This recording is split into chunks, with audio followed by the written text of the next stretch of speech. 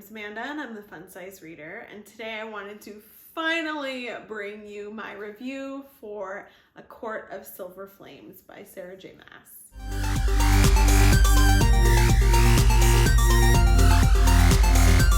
Okay, so as somebody who loves the first 4 books in the Court series and loves reading from Feyre's perspective, I will say that this was not my favorite that Sarah's written. I struggled finishing this book,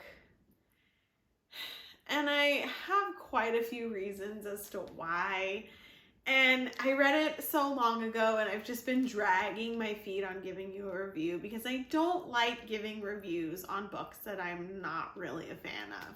But that's part of me being honest and making sure I always share my honest opinion with all of you, because I personally hate it when people aren't honest and then I go and I waste my money and spend my time reading something that I end up hating. But that's what I'm here for, is to give you my opinion. You can choose to listen or you can choose to disagree. I don't really care. That being said, a lot of people either absolutely loved this. Like, I have friends who loved this book, or they were like, I don't want to finish this. This is boring, or I don't like it, or XYZ. I fell into the second category. I didn't think it was boring, but I thought it was way too long for the content of the book. I also know this was released as an adult book, but coming off of the first ones, I thought the first ones were way more put together in the fantasy world and fantasy story. And, you know, having the adult scenes in them was just kind of thrown in. Whereas I feel like there was too much of that in this book. There were pieces of it that I liked. I will say that. I do think there's some funny quirkiness thrown in. I do like the new characters that Nesta befriends. I do think they bring something more to the book. I love the house. I think the house is probably my favorite character of this book. But that being said, I think that she wrote characters that I have known and loved really, really poorly.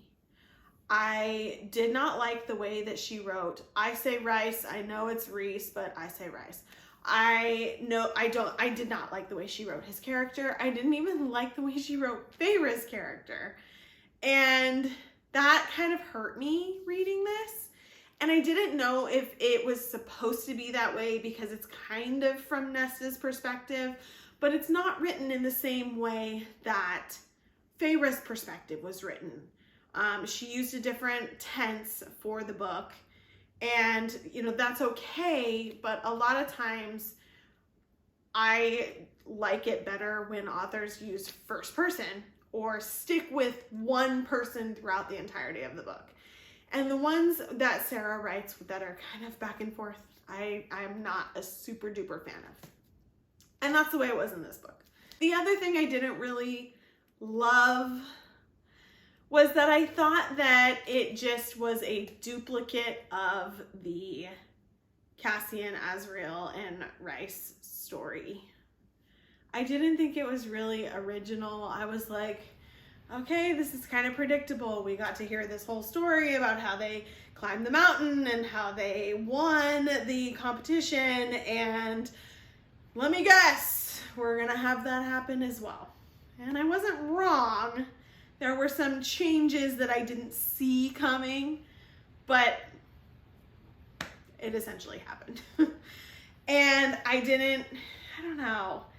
I just think that the whole storyline of this book was not up to par with the rest of them. And I can see how it was an intro into continuing the series on, which is fine. But sometimes I think that when a series is complete, it doesn't necessarily need to be continued on. Am I still going to read the other ones? Obviously, I'm still going to read them. When they come out, it's going to be forever, because look at these things. I mean, I'm sure they take forever to write. But comparing her other books to this one, I would say that this was probably my least favorite.